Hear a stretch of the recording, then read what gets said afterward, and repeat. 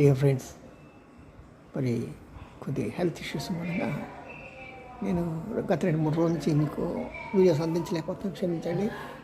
But ఏదేమైనా సరే మీకు మంచి విషయం చెప్తాను.